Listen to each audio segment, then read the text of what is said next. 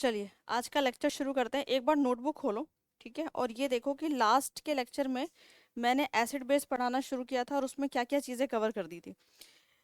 मेरे ख्याल से हमने जब पढ़ना शुरू किया था तो सॉल्ट पार्ट कवर कर लिया था। सॉल्ट में मैंने आपको बस बेसिक इंट्रोडक्शन देना शुरू किया था, ठीक है। जल्दी से एक बार सॉल्ट का पार्ट खोलते हैं। हाँ जी, एक बार सारे लोग अपनी नोटबुक खोलो और ये देखो कि लास्ट जब भी मैंने केमिस्ट्री का लेक्चर दिया तो क्या मैंने सॉल्ट के अंदर आपको ये सारी चीज़ें पढ़ाई होंगी। मैंने सॉल्ट बताया था क्या होता है, सॉल्ट बनता कैसे, पेरेंट एसिड और पेरेंट बेस के बारे में थोड़ा बहुत आइडिया दिया था।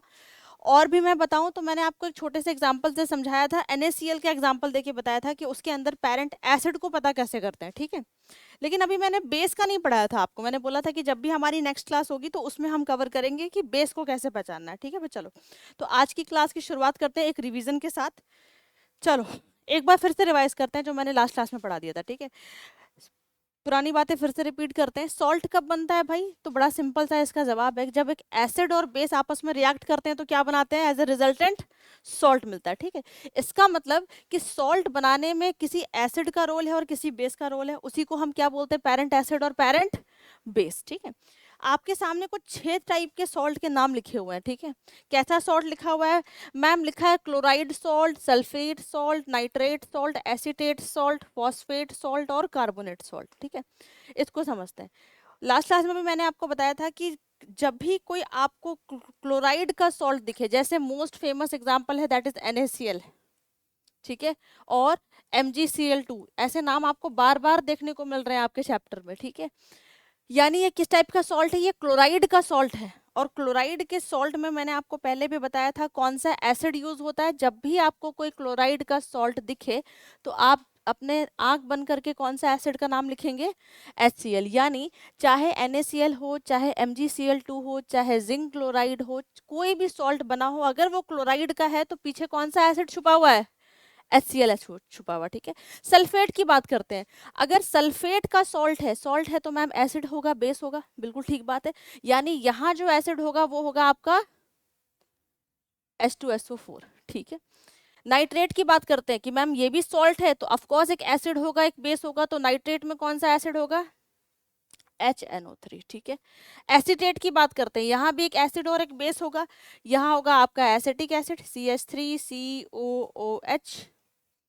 फॉस्फेट की बात करें तो यहाँ भी आपका एक एसिड होगा that is H3PO4 phosphoric acid. And last carbonate का सॉल्ट है तो यहाँ भी एसिड होगा बेस होगा, तो that is H2CO3 that is carbonic acid. मतलब मैम अगर हमें इन सब में से कोई भी सॉल्ट देखने को मिले तो क्या आप एसिड का नाम बता नहीं सकते? बिल्कुल बता सकते हैं। यानी इन्हीं एसिड का यूज कर कर ये सारे सॉल्ट्स बनेंगे, ठीक है। तो आपके सॉल्ट के अंदर कितने टाइप देखने को मिले? 1 2 3 4 5 6। सिर्फ आपको एसिड का नाम याद रखना है कि इनके बनाने के पीछे कौन सा एसिड रिस्पॉन्सिबल है। ये सिर्फ आपको एक बार देखोगे तो भी याद हो जाएगा, ठीक है। यहाँ तक मैंने आपको लास्ट क्लास में भी बता दिया था। आज मैंने आपको बताया था कि आज मैं आपको बेस पहचानना बताऊंगी। आज की क्लास में मैं आपको एसिड पहचानने में कोई दिक्कत आराम से कर लेंगे। एक एक एग्जाम्पल के साथ शुरू करते हैं। देखो आ जाओ, कुछ कुछ सॉल्ट के नेम गिवन है, उनके फॉर्मूला भी यहाँ आपके लिए गिवन है। मैं आपको एक एक से शुरुआत करती हूँ। पहले आपको एसिड बताती हूँ, फिर साथ ही साथ अब आपको बेस पहचानना भी बताती हूँ, ठीक है। पहले वाले सॉल्ट को उठाती हूँ। पहले वाले सॉल्ट का नाम है पोटेशियम सल्फेट। तो मैम ये किसका सॉल्ट है? ये कौन सा सॉल्ट आ रहा है बेटा? ये कौन सा सॉल्ट है? सल्फेट का सॉल्ट है। ये कौन सा सॉल्ट है? सल्फेट का। तो सल्फेट का सॉल्ट है तो कौन सा एसिड यूज हुआ होगा? कौन सा एसिड यूज हुआ होगा? H2SO4। यानी इस वाले पार्ट में जो पेरेंट एसिड होगा, दैट इज H2SO4, ठीक है। अब बेस की बातें करते हैं, जरा ध्यान से सुनना कि मैम आपने एसिड तो बड़े आसानी से बता दिया, अब आप बेस तो बताइए कि कौन से बेस से मिलकर बना हुआ है ये। तो बेस पहचानने के लिए आपको नजर डालना है कि यहाँ पे मेटल कौन सा लगा हुआ है। कौन सा मेटल है बेटा? पोटेशियम। तो पोटेशियम में OH जोड़ दो तो आपका बेस बन जाएगा that is potassium hydroxide. Base को पहचानने का तरीका क्या है? OH लगता है बेस में। तो आपको बेस पहचानने के लिए मेटल पे नजर डालना है, मेटल है कि क्या है, उसमें OH जोड़ दोगे तो वो आपका बन जाएगा बेस, यानी पोटेशियम सल्फेट में जो पेरेंट बेस है that is nothing KOH, that is potassium hydroxide. इतना समझ में है? और करते हैं और सीखोगे। दूसरे एग्जांपल के साथ चलते हैं। दूसरा है सोडियम सल्फेट। ये भी किसका सॉल्ट है मैम? ये सॉल्ट किसका है बच्चा लोग? सल्फेट का। यानी मैम इसके अंदर भी जो पेरेंट एसिड यूज हुआ होगा, पीए लिख रहे हो पेरेंट एसिड, जो पेरेंट एसिड यूज हुआ होगा दैट इज H2SO4।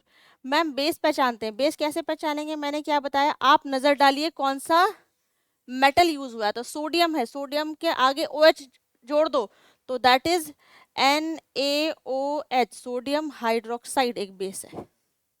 और करते हैं, ठीक है। कैल्शियम सल्फेट, मैम ये भी सल्फेट का सॉल्ट है। तो एसिड कौन सा यूज हुआ होगा? H2SO4। बेस कौन सा यूज हुआ होगा बच्चा लोग? कैल्शियम है, कैल्शियम के आगे OH जोड़ दो तो कैल्शियम हाइड्रोक्साइड, ठीक है। और कुछ करते हैं, कुछ आपके लिए करते हैं, ये वाला करते हैं 7 नंबर वाला, ठीक है। 7 नंबर वाला करते हैं, सोडियम नाइट्रेट, ये वाला कर रहे हैं। बाकी आप लोग मुझे करके दिखाएंगे। सोडियम नाइट्रेट की बात करते हैं, इसके अंदर पेरेंट एसिड और पेरेंट बेस बताते हैं। पेरेंट एसिड की बात करते हैं, ये कौन सा सॉल्ट है? ये सॉल्ट है नाइट्रेट फैमिली का। नाइट्रेट का है तो कौन सा एसिड? नाइट्रेट का है तो कौन सा एसिड? जल्दी से नजर डालो। नाइट्रेट है तो मैम आपने बताया है कि HNO3 यूज होगा, यानी यहाँ पर पेरेंट एसिड हो जाएगा आपका HNO3। और मैम बेस कैसे पहचानना है? तो फिर वही तरीका, बेस पहचानने का तरीका, कौन सा मेटल है भाई? कौन सा मेटल है? सोडियम है, सोडियम है तो यहाँ पर बेस हो जाएगा मेरा NaOH। ये बड़ा सिंपल सा तरीका है आपको किसी भी सॉल्ट के अंदर बच्चा लोग पेरेंट एसिड और पेरेंट बेस पहचानने का। लास्ट वाला भी करके दिखाती हूँ। लास्ट है अमोनियम क्लोराइड, ठीक है। लास्ट है अमोनियम क्लोराइड, ये मैम क्लोराइड फैमिली का सॉल्ट है। क्लोराइड फैमिली का सॉल्ट है, इसका मतलब कौन सा एसिड यूज हुआ होगा मैम? HCl, यानी यहाँ पर पेरेंट एसिड आपका हो जाएगा HCl। और पेरेंट बेस की बात करें तो मैम यहाँ पर अमोनियम रखा हुआ है, अमोनियम में OH जोड़ जाएंगे तो अमोनियम हाइड्रोक्साइड बन जाएगा। एक एक्सेप्शन पढ़ाया था मैंने आपको कि बेस के अंदर यही एक एक्सेप्शन है कि all metal oxides are basic in nature, ये मैंने पढ़ाया था। लेकिन ये तो मेटल है ही नहीं, अमोनिया तो एक नॉन मेटल है। लेकिन ये एक एक्सेप्शन मैंने आपको बेस में पढ़ाया था कि अमोनियम हाइड्रोक्साइड एक नॉन मेटल का ऑक्साइड होकर भी, नॉन मेटल का हाइड्रोक्साइड होकर भी बेस है। यानी यहाँ पेरेंट बेस की बात करूं तो यहाँ पर हो जाएगा ammonium hydroxide that is NH4OH, ठीक है। तो ये कुछ तरीके हैं आपको पेरेंट एसिड और पेरेंट बेस पता करने के, ठीक है। इतने में कोई दिक्कत हो तो अभी पूछ लो, अभी क्लियर कर लो। बाकी का आप लिखने के बाद जितने भी मैंने छोड़े हुए हैं वो सब आप अपनी कॉपी में नोट डाउन करेंगे, ठीक है। तो लिखना शुरू करो। टाइप ऑफ सॉल्ट मैंने पहले भी करा दिया था। आज ये सारे सॉल्ट्स का सिर्फ फॉर्मूला लिखो, सबके पेरेंट और सबके पेरेंट एसिड और पेरेंट बेस लिखो। नेक्स्ट देखो, ये तो पता कर लिया कि भाई एसिड के अंदर पेरेंट, सॉरी सॉल्ट के अंदर आपका एक एसिड है और एक बेस है। अब इसके कुछ और क्लासिफिकेशन आपको देखने को मिलेंगे, ठीक है। मैंने यहाँ पर और थोड़ा बहुत क्लासिफाई करके रखा गया है। ये तो पता चल गया कि भाई क्लोराइड का सॉल्ट है, सल्फेट का सॉल्ट है, चाहे एसीटेट का हो, चाहे नाइट्रेट का हो, चाहे कार्बोनेट का हो, तो उनके पीछे एसिड होगा और बेस होगा। लेकिन अब मैं आपको ये बताने वाली हूँ कि जो सॉल्ट बनेगा ना, चाहे सॉल्ट किसी का भी हो, क्लोराइड का हो, सल्फेट का हो, कार्बोनेट का हो, वो सॉल्ट नेचर में कैसा होगा? एसिडिक होगा। जैसे नॉर्मली दिमाग में आता है ना कि सॉल्ट है, NaCl है तो न्यूट्रल है, बिल्कुल ठीक बात है। NaCl एक न्यूट्रल सॉल्ट है, मतलब ना वो एसिड का है ना वो बेस का है। लेकिन जरूरी नहीं है कि सारे सॉल्ट न्यूट्रल होंगे। कुछ सॉल्ट एसिडिक होते हैं, कुछ सॉल्ट बेसिक होते हैं। तो वो अब मैं आपको बताऊंगी कि कैसे पता करेंगे कि कौन सा सॉल्ट एसिडिक होगा और कौन सा सॉल्ट बेसिक होगा, ठीक है। चैप्टर का सबसे इंपॉर्टेंट टॉपिक भी मान लो, ये भी बहुत इंपॉर्टेंट है जो मैं अब आपको बताने वाली हूँ, ठीक है। इसके लिए आपको रिलेट करना पड़ेगा वो वाला कॉन्सेप्ट जो मैंने आपको एसिड बेस में पढ़ाया था। मैंने आपको छोटा सा टेबल लिखवाए थे कि कितने एसिड स्ट्रांग हैं और कितने एसिड वीक हैं। मैंने आपको ये भी लिखवाया था कि कितने बेसेस स्ट्रांग बेसेस हैं और कितने बेसेस वीक बेसेस हैं। ये सारा मैंने लिखवा रखा है, ठीक है। उसी के बेसिस पे ये क्लासिफिकेशन है। देखो पहला देखो ध्यान से, मैंने क्या कर रखा है, मैंने बच्चा एक स्ट्रॉन्ग एसिड ले रखा है। ध्यान से देखना, मेरे पास एक स्ट्रॉन्ग एसिड है और एक स्ट्रॉन्ग बेस है, समझने वाला चीज है, लिखेगा कोई नहीं। मेरे पास दोनों ही स्ट्रांग है, मतलब मैंने जो एसिड लिया है सॉल्ट बनाने के लिए वो भी स्ट्रांग है, जो बेस लिया है वो भी स्ट्रांग है। जब दोनों ही स्ट्रांग है तो आपस में जब लड़ाई होगी तो कोई कोई जीत पाएगा क्या? वो आपस में एक दूसरे को क्या करेंगे, न्यूट्रलाइज कर देंगे। यानी जो रिजल्टेंट सॉल्ट बनेगा वो नेचर में कैसा होगा, न्यूट्रल होगा, ना वो एसिड का होगा ना वो बेस का होगा। जैसे one of the best example आपका NaCl वाला फॉर्मेशन है। जब आपका NaOH, sodium hydroxide is a strong base, लिखवाया है मैंने, वो रिएक्ट करेगा आपका HCl के साथ। ठीक है, यहाँ पहचानो Cl है यानी कौन सा सॉल्ट है, क्लोराइड फैमिली का सॉल्ट है। क्लोराइड फैमिली का सॉल्ट है तो HCl हो जाएगा पेरेंट एसिड, और Na है और OH लग जाएगा तो ये हो जाएगा पेरेंट बेस। दोनों ही नेचर में स्ट्रॉन्ग है। ये आपका स्ट्रॉन्ग बेस हो गया, ये आपका स्ट्रॉन्ग एसिड हो गया। जब दोनों आपस में रिएक्ट कर जाएंगे, जब दोनों आपस में रिएक्ट करेंगे तो जो सॉल्ट बनाएंगे that is NaCl, salt plus water बनता है। ये सॉल्ट आपका न्यूट्रल होगा बेटा, ये सॉल्ट नेचर में कैसा हो जाएगा आपका, ये सॉल्ट हो जाएगा आपका न्यूट्रल। इतना आपको समझ में आया? नेक्स्ट देखते हैं। अब मैंने एक दूसरे में क्या किया है, अभी मैंने एसिड अभी भी मैंने कैसा रखा है, स्ट्रॉन्ग, और सॉल्ट बना रही हूँ। दूसरे वाले सॉल्ट बनाने के लिए मैंने एसिड तो अभी भी स्ट्रॉन्ग रखा है, लेकिन बेस मैंने कैसा लिया हुआ है, एक वीक बेस ले रखा है मैंने। ठीक है, जैसे आपके सामने यहाँ पर एक एग्जांपल लिखा हुआ है MgCl2 का। जल्दी से मेरे को बच्चा लोग तुम लोग ये बताओ, इसका पेरेंट एसिड और पेरेंट बेस, इस MgCl2 का पेरेंट एसिड बताओ और इसका पेरेंट बेस बताओ।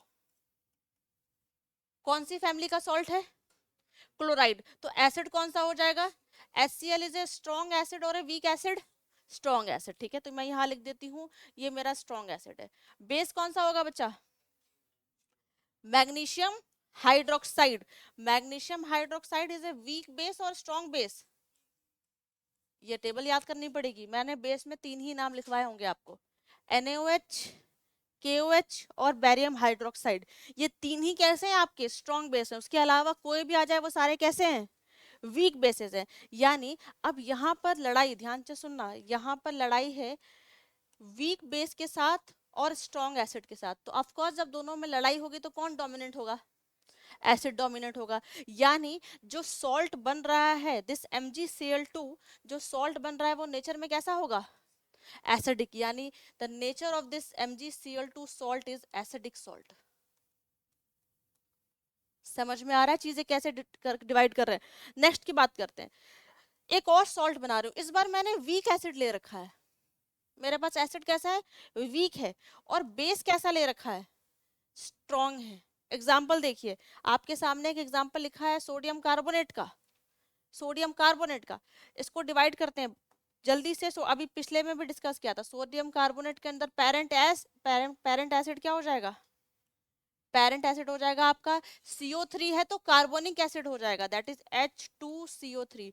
और कार्बोनिक एसिड कैसा एसिड है बच्चा लोग, एक वीक एसिड है, क्योंकि स्ट्रॉन्ग एसिड तो 3 ही है, HCl, H2SO4 और HNO3। इसके अलावा जितने भी होंगे वो सारे कैसे होंगे, आपके वीक होंगे। लेकिन बेस देखो Na है तो कौन सा बेस होगा, पेरेंट बेस होगा आपका NOH। NOH is a strong base, यानी ये बेस कैसा है, ये स्ट्रॉन्ग है। तो जब लड़ाई एक स्ट्रॉन्ग बेस और एक वीक एसिड में होगी तो ऑफ कोर्स बेस वाला डोमिनेंट हो जाएगा, और जो सॉल्ट बनेगा वो नेचर में कैसा होगा, एक बेसिक सॉल्ट होगा। यानी this sodium carbonate is a basic salt. Relate कर पा रहे हो मैं कैसे कैसे सॉल्ट का नेचर भी बता पा रही हूँ। लास्ट, मैंने वीक एसिड ले रखा और वीक बेस ले रखा, दोनों ही कमजोर है भाई, दोनों ही कमजोर है। एग्जाम्पल देखिए आपके सामने लिख रखा है, इस सॉल्ट का नाम है अमोनियम एसीटेट। इसको पढ़ेंगे अमोनियम NH4 अमोनियम, और CH3COO एसीटेट, एसिटिक एसिड वाला है तो उसको पढ़ेंगे अमोनियम एसीटेट। अमोनियम एसीटेट के अंदर मैम पेरेंट एसिड और पेरेंट बेस बताइए, तो पेरेंट एसिड हो जाएगा आपका एसिटिक एसिड विनेगर वाला CH3COOH। और सबको पता है कि एसिटिक एसिड कैसा है, एक वीक एसिड है, हम लोग खाते भी हैं। यानी ये कैसा है, ये एक वीक एसिड है। अब बेस हो जाएगा आपका, पेरेंट बेस हो जाएगा, अमोनियम है तो hydroxide NH4 OH, ammonium hydroxide is a weak base. जब दोनों ही कमजोर कमजोर की लड़ाई हो रही है तो भाई क्या मिलेगा आपस में, कुछ नहीं मिलेगा। तो जो सॉल्ट बनेगा वो कैसा होगा, यहाँ पे भी वो सॉल्ट भी यहाँ पे ऊपर वाले की तरह भी वो सॉल्ट कैसा होगा, this ammonium acetate is a neutral salt. तो इस तरीके से आपको कोई भी सॉल्ट के एग्जाम में गिवन होगा, आपको उसका पीएच पता होना चाहिए। पीएच मतलब एसिडिक होगा कि बेसिक होगा कि न्यूट्रल होगा, और उसका पेरेंट एसिड और पेरेंट बेस निकालना आना चाहिए। यहाँ तक क्लियर है, आपको समझ में आ जाएगा। अब इसी पे आने वाले जितने भी आपको चैप्टर से एमसीक्यू मिलने वाले हैं सॉल्ट से, वो ज्यादातर क्वेश्चन इसी पार्ट से होते हैं कि पेरेंट एसिड बताइए, पेरेंट बेस बताइए, सॉल्ट का नेचर बताइए कि कैसा होगा, एसिडिक होगा कि बेसिक होगा। ठीक है, तो ये अच्छे से दिमाग में सब जो नोट डाउन करो, फिर आगे चलते हैं। ठीक है, तो जल्दी से ये वाला क्लासिफिकेशन नोट डाउन करो।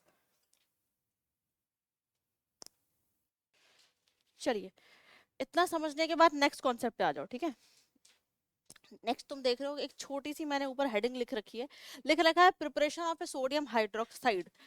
तो यहाँ पे क्या सीखेंगे, तो यहाँ पर मैम आप कुछ बनाना सिखा रही हैं, हाँ कुछ बनाना सिखाएंगे। ठीक है, आने वाले जितने भी मैं टॉपिक आपको सिखाऊंगी सबसे ज्यादा इंपॉर्टेंट होने वाले हैं पूरे चैप्टर के अंदर। ठीक है, लेकिन उससे पहले आपको कुछ बेसिक चीजें सीखनी होगी जो आपने ऑफकोर्स छोटी क्लास में भी सीखा होगा।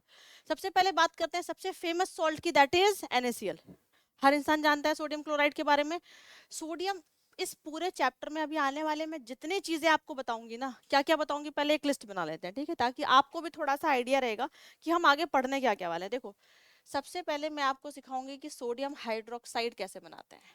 ठीक है, सोडियम हाइड्रोक्साइड बनाते कैसे हैं, तो इसकी प्रिपरेशन हमारे सिलेबस के अंदर है, प्रॉपर रिएक्शंस के साथ, डायग्राम के साथ। ठीक है, दूसरा मैं आपको सिखाऊंगी कि जो आप कपड़े धुल रहे हैं, वॉशिंग पाउडर निरमा, वो वॉशिंग पाउडर कैसे बना रहे हैं।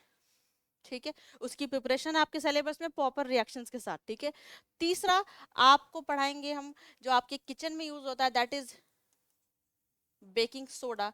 ये कैसे बना रहे हैं, इसके क्या यूजेस हैं, क्या एप्लीकेशन है, ये सब आपके सिलेबस में है। ठीक है, फोर्थ वन आपको हम पढ़ाएंगे जो आपके सिलेबस में है, दैट इज आपने घर पे भी सुना होगा कि भाई पीओपी लेके आ जा, that is plaster of Paris. ये जो फॉल सीलिंग वगैरह दिखती है, ये आपके सिलेबस में है कि पीओपी कैसे बन रहा है, क्या यूजेस है, क्या हम क्या यूज कर रहे हैं इसका, ये सब आपके सिलेबस में है। And the fifth one is, इसका भी नाम आपने जरूर घर में सुना होगा, अगर कभी भी घर में क्लीनिंग वगैरह कराई होगी तो इस कंपाउंड का भी नाम सुना होगा, दैट इज ब्लीचिंग पाउडर। ठीक है, तो ये ब्लीचिंग पाउडर कैसे बना रहे हैं, क्या यूजेस है, क्या तरीका, ये पांचों चीजें हम आपको पढ़ाने वाले हैं चैप्टर के अंदर। ठीक है, इसमें से जो मेन, ठीक है, इसमें से आप ये ले लो, सोडियम हाइड्रोक्साइड हो गया, आपका वॉशिंग सोडा हो गया, आपका बेकिंग सोडा हो गया। ये तीन जो आपको चीजें दिख रही है ना, ये तीन ऊपर के जो भी चीजें हम बनाएंगे, इसमें जो सबसे इंपॉर्टेंट कंपाउंड लगेगा, भाई कोई चीज बनाओगे तो ऑफकोर्स कुछ चीज लगेगी ना।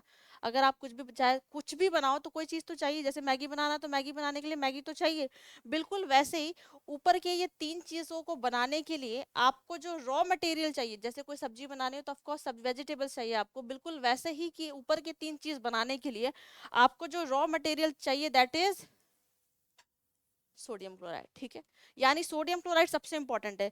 तो क्या अगर मैम सोडियम क्लोराइड नहीं होगा तो हम ये तीनों चीजें नहीं बना पाएंगे, नहीं बना पाएंगे। ठीक है, इसलिए मैंने आपको पहली बात करी कि सोडियम क्लोराइड के बारे में बात करते हैं। ठीक है, आपके एनसीईआरटी में ज्यादा दिया नहीं गया है सोडियम क्लोराइड के बारे में, और आपको ज्यादा मिलेगा भी नहीं एग्जाम में, लेकिन इतना बस थोड़ा थोड़ा आइडिया जान लो कि सोडियम क्लोराइड को ऑब्टेन करने के दो तरीके, छोटी क्लास में भी पढ़ा होगा। एक हम निकालते हैं कहाँ से, सी वाटर से, एवापोरेशन होता, इवापोरेशन होता है, सारा सॉल्ट उठा लेते हैं, जो भी पानी उड़ गया तो सारा सॉल्ट रह गया, सारे सॉल्ट को प्यूरिफाई वगैरह करते हैं, वो सब आपने पढ़ा होगा।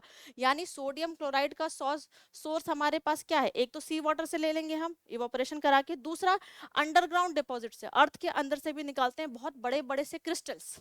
ठीक है, उन्हें हम क्या बोलते हैं, उन्हें हम बोलते हैं रॉक सॉल्ट। जो अर्थ के अंदर से बहुत बड़े बड़े क्रिस्टल निकालते हैं इनके हम, उन्हें हम बोलते हैं रॉक सॉल्ट। और वो कैसा होता है कलर में, वो ब्राउन कलर का होता है, क्योंकि उसमें क्या होता है, कुछ इम्प्योरिटीज होती है, पहले उसको प्यूरिफाई करेंगे, साफ सफाई करेंगे, रिफाइनिंग करेंगे, सारी प्रोसेस पढ़ोगे आगे तीसरे चैप्टर में। यानी सोडियम क्लोराइड को ऑब्टेन करने के सिर्फ दो तरीके, सिर्फ आपके रेफरेंस के लिए लिख रहे हैं, आपको बस कभी ऐसा ना लगे, कभी पूछ लेगा तो आइडिया ना हो। पहला कि आप सी वाटर से ले लेंगे,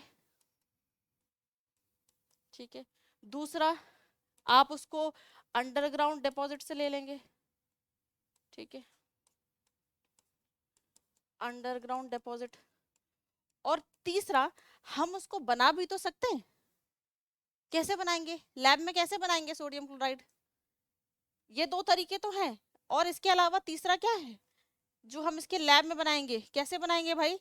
हम लेंगे NaOH, एक स्ट्रॉन्ग बेस, एक strong acid, and resultant salt is NaCl। यानी तीन तरीके से हमें NaCl मिल रहा है। या तो हम बनाए उसको लैब में, जो अभी हमने पढ़ा, दूसरा सी वाटर से ले लेंगे या अंडरग्राउंड डिपॉजिट से ले लेंगे। ठीक है, इन दोनों से जो आपको मिलेगा सोडियम क्लोराइड, वो कलर में थोड़ा ब्राउन होगा, बिकॉज उसमें उसके अंदर बहुत सारी इम्प्योरिटीज होंगी। तो अगर आपको कभी MCQ में मिल जाता है कि रॉक साल्ट ब्राउन क्यों है, तो बिकॉज उसके अंदर बहुत सारी इम्प्योरिटीज है। ठीक है, तो ये हो गया पार्ट आपका सोडियम क्लोराइड का। अब आपको पढ़ाने वाले हैं कि जो ऊपर जो टॉपिक लिखा है वो पढ़ते हैं। जो पहला मैंने आपको पढ़ाना है दैट इज सोडियम हाइड्रोक्साइड बनाएंगे कैसे। ठीक है, तो बनाने का चीजें समझते हैं, ये सारा इरेज करते हैं। आ जाओ, ये सारा इरेज करते हैं, बनाने की प्रोसेस डिस्कस करते हैं। ठीक है, देखो, मैं आपको कोई भी कंपाउंड पढ़ाऊं, इसको इग्नोर मारो, ये हट नहीं रहा है। ठीक है, मैं आपको कोई भी कंपाउंड पढ़ाऊं, उसके अंदर आपको दो तीन चीजें जाननी जरूरी है। क्या क्या जानना जरूरी है मैम? सबसे पहले, किसी का कॉमन नेम क्या होगा? कॉमन नेम का क्या मतलब है? जो हम अपने डे टू डे लाइफ में बोलते हैं उसे बोलते हैं कॉमन नेम। ठीक है, दूसरा, उस कंपाउंड का केमिकल नेम क्या होने वाला है, और तीसरा, जो आप कंपाउंड मैम पढ़ाने वाले हो उसका फॉर्मूला क्या होने वाला है, जिसे हम बोलते हैं केमिकल फॉर्मूला। तो ये तीन चीजें आपको जानना जरूरी है। ठीक है, तो पहला क्या पढ़ेंगे? Sodium hydroxide. तो सोडियम हाइड्रोक्साइड का कॉमन नेम के बारे में बातें करते हैं। सोडियम हाइड्रोक्साइड का कॉमन नेम इज, शायद पहली बार सुनो, दैट इज कॉस्टिक सोडा। क्या हो गया ये इसका कॉमन नेम। ठीक है, केमिकल नेम ऊपर ऑलरेडी लिख रखा है, that is sodium hydroxide, that is sodium hydroxide. ठीक है, ये उसका केमिकल नेम हो गया। और फॉर्मूले की बात करें तो इतने देर से हम इसके फॉर्मूले पे ही तो बातें कर रहे थे भाई, इतने सारे सॉल्ट बना रहे थे, दैट इज NaOH। तो ये बेसिक आइडिया आपको होना चाहिए कि जो हम बनाने वाले हैं वो ये है, जिसको कॉमनली हम बोलते हैं कॉस्टिक सोडा, केमिकली हम उसको बोलते हैं सोडियम हाइड्रोक्साइड, और फॉर्मूला उसका क्या है? NaOH। ठीक है, तो बनाना सीखते हैं। बनाना सीखेंगे तो कोई प्रोसेस होगी। ठीक है, कोई प्रोसेस होगी, जैसे नॉर्मली कुछ भी बनाते हैं तो एक प्रोसेस से बनता है, कुछ चीज़ें मिक्स करते हो तो फाइनली थोड़ा वेट करते हो जब ताकि कोई चीज़ बनकर तैयार होती है। तो यहाँ भी कुछ ऐसा ही है। तो जिस प्रोसेस से NaOH बना रहे हैं, जिस प्रोसेस से NaOH बना रहे हैं, उस प्रोसेस का नाम है क्लोर एल्कली प्रोसेस। ठीक है, बहुत ध्यान से सुनना, बहुत पूरा ही चैप्टर का सबसे इंपॉर्टेंट पार्ट हम डिस्कस करने वाले हैं। ठीक है, जिस प्रोसेस से सोडियम हाइड्रोक्साइड बनाते हैं उस प्रोसेस का नाम है क्लोर एल्कली प्रोसेस। नाम क्यों ऐसा पड़ा है वो जब मैं आपको पढ़ाऊंगी तो वो आपको पता चलेगा कि नाम ऐसा क्यों पड़ गया मैम, बिल्कुल अलग सा नाम क्यों पड़ गया। ठीक है, तो समझते हैं। मैंने क्या किया, मैंने एक इलेक्ट्रोलिटिक टैंक लिया हुआ है। ठीक है, ऑलरेडी इलेक्ट्रोलिसिस हमने पढ़ा हुआ है। कहाँ पढ़ा था हमने? वाटर का इलेक्ट्रोलिसिस कराया था। तो मैंने क्या किया, एक इलेक्ट्रोलिटिक टैंक लिया हुआ है, और उसके अंदर इलेक्ट्रिसिटी, इलेक्ट्रोलिटिक है तो मुझे इलेक्ट्रिसिटी चलानी है, तो मैंने इसमें इलेक्ट्रोड्स लगा रखे हैं जो और बैटरी कनेक्ट कर रखी है। बैटरी का पॉजिटिव टर्मिनल को एनोड बोलेंगे, बैटरी के नेगेटिव टर्मिनल को कैथोड बोलेंगे। बाकी इतनी चीजें आपको पहले से क्लियर है, जो हमने पहले भी डिस्कस किया। अब इसके चीजें देखते हैं कि कोई चीज बनाएंगे तो चाहिए क्या। ठीक है, इसके लिए सबसे इंपॉर्टेंट चीज जो हमें चाहिए दैट इज क्लोर एल्कली प्रोसेस में जब हमें बनाना है तो सबसे इंपॉर्टेंट चीज है ब्राइन सॉल्यूशन। पहली बार नाम सुन रहे होंगे कि ये क्या चीज है मैम। यानी अगर मुझे सोडियम हाइड्रोक्साइड बनाना है तो मुझे चाहिए ब्राइन सॉल्यूशन। ये क्या होता है ये सुनो, ये कुछ नई चीज नहीं है, नाम बस थोड़ा हाई फाई दे दिया गया तो ऐसा लगता है कि बिल्कुल नई चीज मिल गई। ब्राइन सॉल्यूशन नथिंग, बस पानी में नमक डाल दो उसको बोलते हैं ब्राइन सॉल्यूशन। पानी में नमक डाल दो, लेकिन सैचुरेटेड होता है वो। ठीक है, सैचुरेटेड, अनसैचुरेटेड 9th में पढ़कर आए हो, यहाँ मैं नहीं बताऊंगी कि क्या मतलब होता है सैचुरेटेड सोल्यूशन का या अनसैचुरेटेड सोल्यूशन का। ब्राइन सोल्यूशन का मतलब है पानी में बस नमक डाल दो। ठीक है, तो मैंने क्या किया, रिएक्शंस में नजर डालना, मैंने NaCl लिया, ठीक है, और वाटर लिया, पानी में क्या डाल दिया, नमक डाल दिया। इन दोनों को साथ में क्या बोलेंगे, इन दोनों को साथ में बोल देंगे ब्राइन सॉल्यूशन।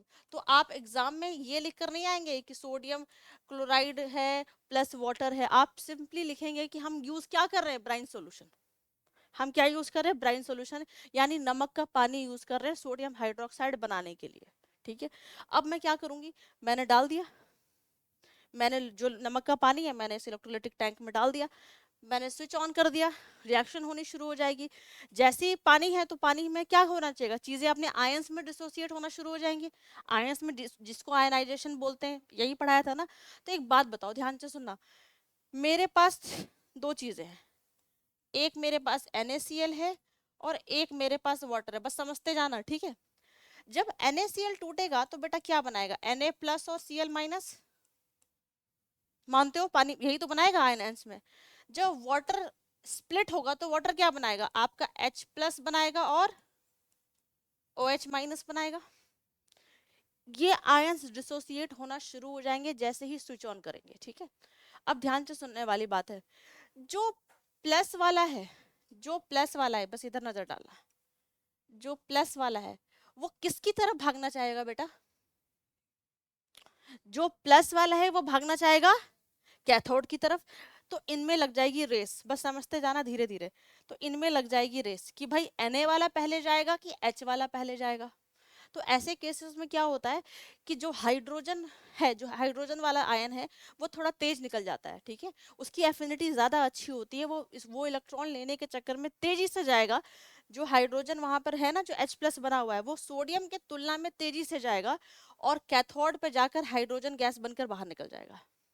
जो यहाँ पे आप देख रहे हो कि कैथोड के बगल में आपको दिख रहा है कि हाइड्रोजन गैस बनकर बाहर निकल गया, तो ये कैथोड पे कौन सी गैस रिलीज हुई, हाइड्रोजन, ठीक है।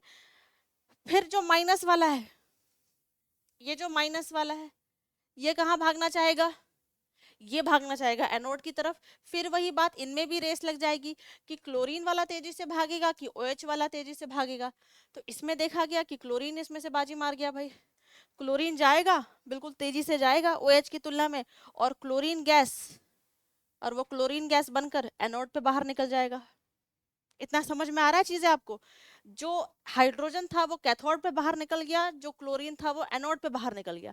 तो बचा क्या मैम, तो बचा बच्चा हमारे पास सिर्फ दो चीज, ध्यान से देखो, बचा हमारे पास सिर्फ दो चीज।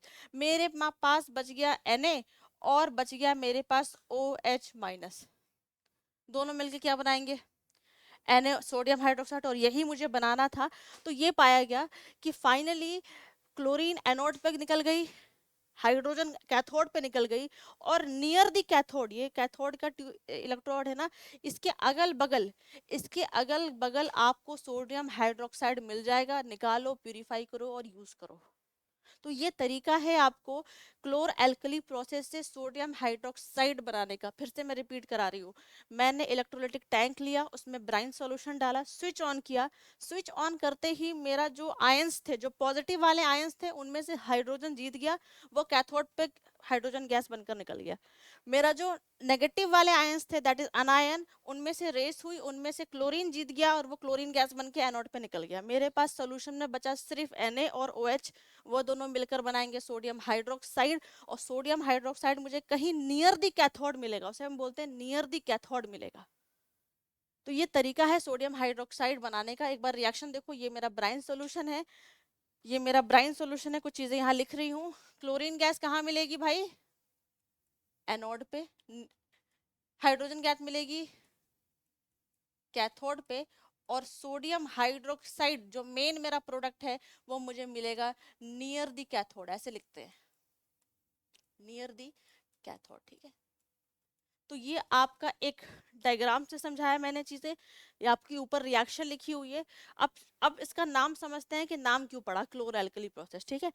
क्लोर पड़ा है क्लोरीन से, ठीक है, क्लोर पड़ा है क्लोरीन से क्योंकि रिएक्शन में क्या निकल रही है, क्लोरीन गैस। और एल्कली का मतलब क्या होता है, जो वाटर में सॉल्युबल होता है। एल्कली का मतलब बेस तो होता है, लेकिन कैसा बेस, जो पानी में सॉल्युबल है। तो NaOH मेरा कैसा है भाई, मैंने लिखवाया है NaOH KOH, ये सब पानी में सॉल्युबल है, कि कैल्शियम हाइड्रोक्साइड है, मैग्नीशियम हाइड्रोक्साइड, ये सारे पानी में सॉल्युबल है। तो एल्कली का मतलब यहाँ पे NaOH है, क्योंकि ये पानी में सॉल्युबल है, इसलिए नाम पड़ा क्लोर मतलब क्लोरीन, एल्कली मतलब NaOH, और प्रोसेस जिस प्रोसेस से निकाल रहा है। तो ये पूरी प्रोसेस है। आपसे सब कुछ पूछा जा सकता है, डायग्राम बना के भी पूछा जा सकता है, आपसे रिएक्शन पूछी जा सकती है, आपसे ये पूछा जा सकता है कि कहाँ कहाँ क्या क्या मिलेगा वो बताओ, और last not on the list इनके यूजेस पूछे जा सकते हैं। तो यूजेस तो सिर्फ रटने हैं आपको। जैसे हाइड्रोजन के कुछ यूजेस यहाँ लिख रखे हैं, जैसे हाइड्रोजन यूज हो रहा है फ्यूल्स में, मार्गरीन बनाने में, अमोनिया बनाने में, इनके यूजेस है। क्लोरीन गैस यूज हो रहा है वाटर ट्रीटमेंट में, स्विमिंग पूल्स में, डिसइंफेक्टेंट में, पेस्टिसाइड बनाने में, इन सारी चीजों में क्लोरीन गैस का यूज करते हैं। तीसरा, NaOH कहाँ यूज हो रहा है? तीन ही चीज तो बन रही है, हाइड्रोजन बन रहा है, क्लोरीन बन रहा है और NaOH बन रहा है। NaOH का यूज कर रहे हैं सोप वगैरह बनाने में, डिटर्जेंट बनाने में। तो ये तो हम आपको नेक्स्ट लास्ट चैप्टर है आपका, उसमें मैं आपको पढ़ाऊंगी सोप और डिटर्जेंट कैसे बनाते हैं। तो यूजेस तो आपको रटने हैं बेटा, हाइड्रोजन के यूजेस रटने हैं, क्लोरीन के यूजेस रटने हैं और NaOH के यूजेस रटने हैं आपको। लेकिन प्रोसेस आपको सिर्फ और सिर्फ समझना है ये, ठीक है। तो ये पूरी प्रोसेस है chloro alkali process. Case study में मिल सकती है, 3 मार्कर में मिल सकती है, हर तरीके से इस क्वेश्चन को पूछा जा सकता है। तो बनाओ, लिखो, रिएक्शन को समझो और नोट डाउन करो उसको पूरा, ठीक है। चलो नेक्स्ट वाले पार्ट पे चलते हैं, ठीक है। क्लोर एल्कली सीख लिया, सोडियम हाइड्रोक्साइड सीख लिया, नेक्स्ट सीक्वेंस को फॉलो करते हुए चलेंगे, दैट इज वॉशिंग सोडा बनाना सीखेंगे, ठीक है। सिर्फ 3 रिएक्शन है, छोटी सी 3 इस रिएक्शन है, और 3 ही रिएक्शन में आपका जो ये वॉशिंग सोडा वाला है ये खत्म करेंगे हम लोग, ठीक है। इजी है, आपको डिफिकल्ट नहीं लगेगा, लेकिन सीक्वेंस क्या फॉलो करेंगे, जैसे मैंने आपको पहले बताया कि कोई भी नया कंपाउंड पढ़ने से पहले उसके 3 चीज जानना जरूरी है। क्या क्या जानना जरूरी है मैम? उसका केमिकल नेम, उसका केमिकल नेम जानना जरूरी है, उसका कॉमन नेम जानना जरूरी है, और फाइनली उसका केमिकल फॉर्मूला जानना जरूरी है, ठीक है। तो शुरुआत करते हैं इन्हीं तीनों के साथ, ठीक है। आ जाओ, सबसे पहले केमिकल नेम के बारे में बात करते हैं। केमिकल नेम से थोड़ा नीचे से करते हैं, क्योंकि डायरेक्ट केमिकल नेम लिख दूंगी तो तुम लोगों को थोड़ा थोड़ा हार्ट अटैक आना तो शुरू हो जाएगा। तो शुरुआत करते हैं पहले नीचे से, पहले लिखते हैं इसका फॉर्मूला, ठीक है। फॉर्मूला ही थोड़ा गंदा सा है, देखते हैं। पहला तो इजी है, ज्यादा गंदा नहीं है, दैट इज सोडियम कार्बोनेट, यहाँ लगाया मैंने डॉट, और ये लिखा है 10H2O। मैंने बोर्ड पे जो फॉर्मूला लिखा है वो फॉर्मूला लिखा है वॉशिंग सोडा का, जो आप कपड़े धोने में यूज कर रहे हो सर्फ, ये उसी सर्फ का फॉर्मूला है, ठीक है। कैसे पढ़ेंगे मैम इसको? इसको पढ़ेंगे सोडियम कार्बोनेट डॉट 10H2O।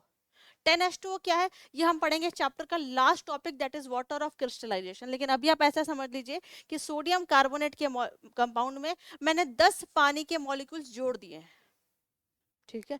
तो पढ़ेंगे क्या? सोडियम कार्बोनेट 10H2O, ठीक है। केमिकल नेम की बात, अब इसका केमिकल नेम की बात है। पहले कॉमन नेम की बात करो तो कॉमन नेम तो ऊपर लिखा ही है, वॉशिंग सोडा, घर में हम यही बोलते हैं इसको। ज्यादा प्यार आ जाए तो निरमा बोल दो, ज्यादा आ जाए तो सर्फ एक्सेल बोल दो, ठीक है। केमिकल नेम के बारे में बात करते हैं, बस ध्यान से देखना। सोडियम कार्बोनेट तो ऐसे ही लिखूंगी क्योंकि नाम इसका वही है, सोडियम कार्बोनेट। अब यहाँ पे ना बेटा मैं 10H2O नहीं लिख सकती, तो 10 को हम क्या बोलते हैं? जैसे हम बोलते हैं ना, ये आपने पढ़ा होगा, अभी शायद कार्बन कंपाउंड नहीं पढ़ा तो उतना नहीं आएगा, लेकिन 10 को हम बोलते हैं डेका। जैसे 9 को बोलते हैं नन, तो वैसे ही 10 को हम बोलते हैं डेका। तो यहाँ पे 10 है तो इसको हम बोलेंगे सोडियम कार्बोनेट DECA, डेका, और वाटर लगाया ना, पानी लगाया, तो इसको लिखेंगे डेका हाइड्रेट। ये उसका पूरा केमिकल नेम है। केमिकल नेम है सोडियम कार्बोनेट, डेका मतलब 10, और पानी को लिखते हैं हाइड्रेट। कहते हैं ना हाइड्रेशन होना चाहिए, बॉडी हाइड्रेट होनी चाहिए, तो बिल्कुल वैसा ही है, सोडियम कार्बोनेट डेका हाइड्रेट, ये उसका पूरा केमिकल नेम है। तो 10H2 लिखकर 10H2 नहीं लिखोगे फॉर्मूला में, फॉर्मूला तो ऐसे, ये सॉरी, केमिकल नेम ऐसे ही लिखोगे, sodium carbonate Deka hydrate, common name washing soda, chemical formula लिखा हुआ है आपके सामने, ठीक है। अब बनाने के 3 स्टेप, ध्यान से सुन, जब मैं स्टेप बताऊं तो कोई भी कॉपी पेस्ट का काम नहीं करेंगे, सिर्फ स्टेप को समझेंगे, ठीक है। क्योंकि मेरी पूरी कोशिश होगी रटना नहीं है, रटोगे तो चीजें डिफिकल्ट, क्योंकि इतने सारे रिएक्शन है, पागल हो जाओगे, फिर कहोगे केमिस्ट्री डिफिकल्ट लगती है, ठीक है। 3 स्टेप में फॉलो होगा। तो क्या स्टेप ऊपर नीचे कर सकते हैं? नहीं कर सकते, स्टेप सीक्वेंस में फॉलो होगा। पहला स्टेप चलेगा, दूसरा स्टेप चलेगा, तीसरा स्टेप चलेगा। तो पहले स्टेप से शुरुआत करते हैं। जब मैंने कुछ भी बनाना सिखाया तो बताया था कि NaCl सब में जरूरत है, यानी शुरुआत तो NaCl से करेंगे। तो बच्चा यहाँ भी पहला स्टेप, स्टेप नंबर 1 मैं यहाँ लिख रही हूँ, स्टेप नंबर 1, यहाँ भी यूज करेंगे हम अपना पुराना ही ब्राइन सॉल्यूशन। ब्राइन सॉल्यूशन मतलब क्या मैम, मतलब NaCl प्लस H2। अब यहाँ पे दो चीजें और एक्स्ट्रा ऐड करेंगे, इस ब्राइन सॉल्यूशन से पास कराएंगे ammonia gas, that is NH3। Ammonia है, अमोनियम नहीं लिखा, NH3 अमोनिया गैस है, और साथ ही साथ पास कराएंगे कार्बन डाइऑक्साइड। तो क्या क्या करा मैंने ब्राइन सॉल्यूशन के अंदर दो चीजें पास कराई, अमोनिया गैस पास कराई और कार्बन डाइऑक्साइड पास कराई। रिएक्शन कैसे होगी, तो मैम दो चीजें बनकर आएंगी। क्या क्या बनकर आएगा बच्चा लोग, बनकर आएगा आपका सोडियम हाइड्रोजन कार्बोनेट और साथ ही साथ अमोनियम क्लोराइड। ध्यान से देखते चलना, ठीक है। ये जो अमोनियम क्लोराइड बना ना, इसका मुझे कोई काम नहीं, इसको भूल जाओ, लेकिन लिखना जरूर है रिएक्शन में, लेकिन भूल जाओ, इसका कोई काम नहीं। जब ये बनता है तो इसको सेपरेट आउट करके हटा देते हैं। जो ये सोडियम हाइड्रोजन कार्बोनेट बना, या इसको दूसरा क्या बोलेंगे, सोडियम बाइकार्बोनेट, इसको उठा लो, जो ये बना उसको फिर से उठा लो। Step number 2, step number 2, step number 2, जो सोडियम हाइड्रोजन कार्बोनेट बना है दैट इज NaHCO3, इसको बस हीट कर दो, इसको बस सिंपली हीट कर दो। क्या करना है मैम, कुछ नहीं, बस हीट करना है, ठीक है। हीट करेंगे तो टूटना शुरू हो जाएगा, थर्मल डिकम्पोजिशन। टूटेगा तो क्या बनाएगा भाई, टूटेगा तो बच्चा लोग ये बनाएगा sodium carbonate plus CO2 gas, plus CO2 gas और प्लस वाटर। ये बनाएगा आपका जब हम सोडियम हाइड्रोजन कार्बोनेट को हीट करेंगे तब। इतनी चीजें समझ में आ रही हैं, पहले ये बताओ, इतनी चीजें समझ में आ रही हैं, ठीक है। अच्छा मैम, फॉर्मूला आपने लिखा है वॉशिंग सोडा का ये रहा, और आधा आपने बनाकर लिख दिया है, यानी कमी किस चीज की है, थोड़ा दिमाग चलाओ यार। ऊपर फॉर्मूला है वॉशिंग सोडा का, यहाँ तक तो मैंने बना के रख ही दिया आपके सामने, प्लेट में खाना परोस दिया आपको, बस गार्निशिंग बची है, सजा के खाना बचा है आपका। तो अब बस क्या बचा है इसके अंदर, पानी के मॉलिक्यूल्स को ऐड करना बचा है। तो तीसरा स्टेप ऐड कर दो, जो बचा हुआ है तीसरा स्टेप ऐड कर दो, जो बना उसको उठा लो, सोडियम कार्बोनेट Na2CO3 में सिंपली 10 वाटर के मॉलिक्यूल्स ऐड करता हुआ दिखा दो, एंड फाइनली जिसका तुम लोग को इंतजार था वो बनके तैयार है, washing soda sodium carbonate Na2CO3 dot 10H2O, बन गया हमारा वॉशिंग सोडा, बन गया हमारा वॉशिंग सोडा, ठीक है। बेसिक बेसिक चीजें और बात करेंगे, अभी अभी रिएक्शंस को लिख लिया, 3 स्टेप में फॉलो करेंगे, कोई स्टेप ऊपर नीचे हुई कोई मतलब नहीं है बनाने का, ये सीक्वेंस इसी तरीके से फॉलो होगा कि ब्राइन सॉल्यूशन से अमोनिया गैस और CO2 पास कराएंगे तो सोडियम बाइकार्बोनेट बनेगा, अमोनियम क्लोराइड का कोई काम नहीं, वो बाई प्रोडक्ट है बस, उसका हमें कोई काम नहीं करना। सोडियम बाइकार्बोनेट जो बना है उसको हीट कर देंगे, थर्मल डिकम्पोजिशन होगा तो सोडियम कार्बोनेट बनेगा, CO2 बनेगा, वाटर बनेगा। इसमें सिर्फ पानी के मॉलिक्यूल्स की कमी है तो फाइनली उसमें 10 पानी के मॉलिक्यूल्स ऐड कर देंगे और हमारा तैयार है वॉशिंग सोडा, ठीक है। एक चीज और, ये जो सोडियम कार्बोनेट बनकर आया ना, ये जो सोडियम ये जो सिर्फ सोडियम कार्बोनेट है, दोनों में बेसिक डिफरेंस को समझना कि मैम इसके अंदर पानी का मॉलिक्यूल्स नहीं है और इसके अंदर पानी का मॉलिक्यूल, यही तो अंतर है ना, एक बात बताओ, कोई और अंतर थोड़ी ना, इसके अंदर और इसके अंदर क्या अंतर है, बस एक ही तो अंतर है कि मैम इसके अंदर पानी के मॉलिक्यूल्स नहीं है और इसके अंदर पानी के मॉलिक्यूल्स हैं। तो जो बिना पानी के मॉलिक्यूल वाला है, जिसके अंदर पानी के मॉलिक्यूल्स नहीं है, उसको हम बोलते हैं सोडा ऐश। क्या बोलेंगे, सोडा ऐश। मैंने बहुत छोटा सा लिखा है लेकिन बहुत इंपॉर्टेंट पॉइंट लिखा है, ये बार बार आपसे एग्जाम में पूछा जाएगा सोडा ऐश क्या है, तो बहुत बच्चे कंफ्यूज होते हैं ये क्या नई चीज आ गई, कोई नई चीज नहीं है। बिना पानी के मॉलिक्यूल वाला सोडियम कार्बोनेट को क्या बोल रहे हैं, सोडा ऐश बोल रहे हैं, बाकी ये आपका वही वॉशिंग सोडा है, ठीक है। स्टेप लिख लो। यूजेस की बात करें, होल्ड ऑन, यूजेस की बात करें तो यहाँ पे मैं आपको यूजेस भी साथ साथ पढ़ा देती हूँ, यूजेस भी जरूरी है, आता है एग्जाम में, ठीक है भाई। क्लीनिंग एजेंट है, साफ सफाई के काम तो आ रहा है। Washing soda is used for removing permanent hardness of water. ये बड़ा ही अजीब सा लगेगा कि मैम परमानेंट हार्डनेस भी होता है, तो क्या टेम्पोररी हार्डनेस भी होता है, लेकिन ये दोनों ही टॉपिक पढ़ाऊंगी आपको कार्बन में, वहीं पे आपको पढ़ाऊंगी कि वाटर कुछ अलग अलग तरीके के होते हैं, कुछ वाटर के अंदर हार्डनेस चीजें होती हैं, कुछ वाटर सॉफ्ट वाटर होता है, जिसमें टेम्पररी हार्डनेस होती है, कुछ परमानेंट होता है। तो बस अभी इतना दिमाग में रखना, सिर्फ याद कर लेना कि परमानेंट हार्डनेस को रिमूव करने के लिए वॉशिंग सोडा यूज करते हैं। बोरेक्स ग्लास, सोप, पेपर वगैरह में यूज करते हैं। बोरेक्स नाम का एक कंपाउंड बनाने में यूज करते हैं। बोरेक्स क्या होता है? पेस्टिसाइड वगैरह बनाने में, क्लीनिंग वगैरह करने में ये कंपाउंड का यूज किया जाता है। तो ये वॉशिंग सोडा के कुछ यूजेस हैं। 2 यूजेस बस ये आपको याद रखना है, जो ज्यादा इंपॉर्टेंट है, कि ये दोनों यूजेस आपको वॉशिंग सोडा में याद रखना है, ठीक है? कि परमानेंट हार्डनेस को रिमूव करने में वॉशिंग सोडा का यूज कर क्या करते हैं। इस चैप्टर में कोई काम नहीं, वो चौथे वाले चैप्टर में आपको पढ़ाऊंगी। तो अभी आप पूरा लिखिए, समझिए, फिर आगे आपको कंटिन्यू करवाऊंगी, ठीक है? ठीक है, चलो नेक्स्ट कंपाउंड की तरफ चलते हैं, आ जाओ। ठीक है, next is preparation of baking soda. Last है आज की क्लास का बचा हुआ पेंडिंग, जो ब्लीचिंग पाउडर है, पीओपी है, और एक आपका ये वाटर ऑफ क्रिस्टलाइजेशन, ये मैं नेक्स्ट कंपाउंड में कवर करा दूंगी, ठीक है? इसको देख लो, इसके अंदर ना ज्यादा कुछ नहीं है, ये रिएक्शन के लिए इतना इंपॉर्टेंट नहीं है। रिएक्शन तो बस एक लाइन है, आप यू बना के लिख देंगे। मैंने फॉर्मूला लिखा, उससे मेरे फॉर्मूला लिखते ही आप बना दोगे इसको, इस चीज की गारंटी है। इसमें ज्यादा दिक्कत नहीं, इसके एप्लीकेशन थोड़ा सा समझने वाले हैं, ठीक है? तो फिर वही बात, जब भी कोई नया कंपाउंड पढ़ेंगे तो मैम कैसे पढ़ेंगे? उसके 3 चीज पढ़ेंगे। क्या क्या पढ़ेंगे बेटा? उसका केमिकल नेम डिस्कस करते हैं, उसका कॉमन नेम डिस्कस करेंगे, और फाइनली उसका केमिकल फॉर्मूला डिस्कस करेंगे। तो इसी से पहले शुरुआत करते हैं, केमिकल नेम की बात करते हैं, ठीक है? ऊपर जो लिखा है वो क्या है? वो तो कॉमन नेम है, जो हम घर में बुलाते हैं प्यार से, that is baking soda, that is baking soda. Chemical name को समझने के लिए ज्यादा अच्छा है कि पहले मैं फॉर्मूला लिख दूं।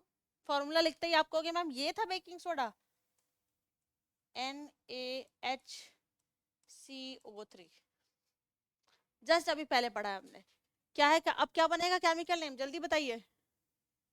Chemical name of baking soda is sodium bicarbonate या सोडियम हाइड्रोजन कार्बोनेट।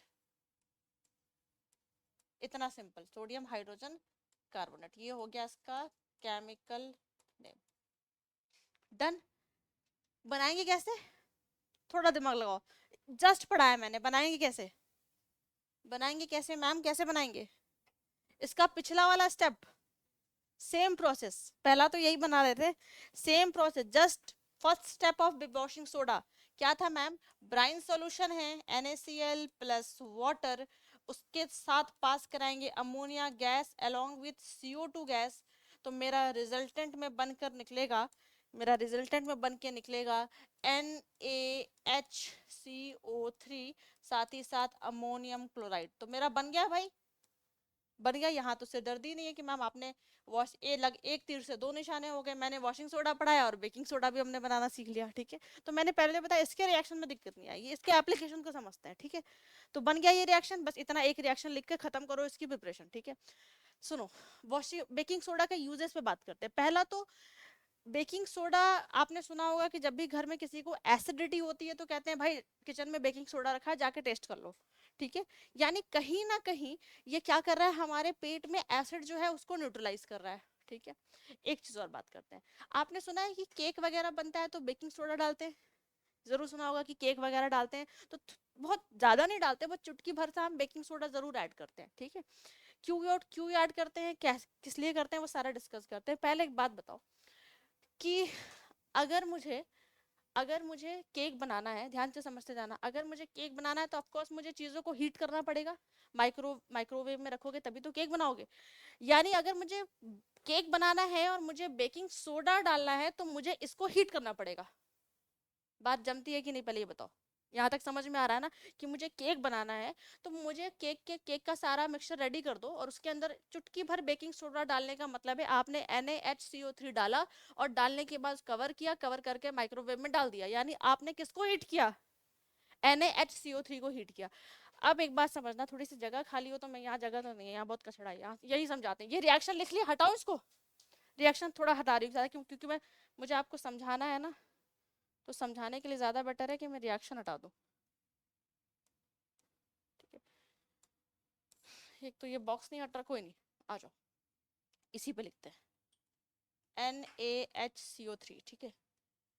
एक बात बताओ बच्चा, अगर मैं इसको हीट करूं, अगर मैं इसको हीट करूं तो क्या बनेगा, जल्दी से बताइए। मान लो मैंने केक में डाला है और केक में डालने के बाद हीट कर रही हूँ तो क्या बनेगा, Na2CO3 that is sodium carbonate plus plus H2O plus CO2। यहाँ तक ठीक है, आपको सारी चीजें क्लियर है। अब एक बात बताओ, जो केक मेरा बनकर रेडी होगा उसके अंदर दो चीज आएगा, कि क्या क्या आएगा मैम, पहले तो CO2 गैस बनेगी। तो CO2 गैस क्या होता है, केक देख तो कितना स्पंजी और फ्लफी होता है, कितना सॉफ्ट होता है खाने में। अगर सच बताऊं, अगर CO2 गैस नहीं होना उस केक में तो केक बिल्कुल हार्ड होगा, आप खा भी नहीं पाओगे। तो केक को स्पंजी और फ्लफी क्यों बन रहा है, बिकॉज उसके अंदर कौन सी गैस डली हुई है, CO2 गैस। तो यहाँ समझ में आया कि रोल क्या है CO2 का, क्यों ऐड कर रहे हैं बेकिंग सोडा। कि पहला तो मुझे अपने केक को बहुत सॉफ्ट बनाना है ताकि खाने में मुझे हार्ड ना लगे, तो CO2 गैस मेरे उस केक को फ्लफी और स्पंजी बनाएगी। दूसरा, अगर मैंने केक में ये डाला है तो जरा इस वाले कंपाउंड को नोटिस करो, जरा इस वाले कंपाउंड को नोटिस करो, इसका नेचर बताओ जल्दी से, ये कैसा सॉल्ट होगा, इसका नेचर बताओ जल्दी से, ये सॉल्ट कैसा होगा, बेसिक सॉल्ट होगा। यानी ये सॉल्ट बेसिक है। तो एक बात बताओ, बेसिस टेस्ट में कैसे होते हैं,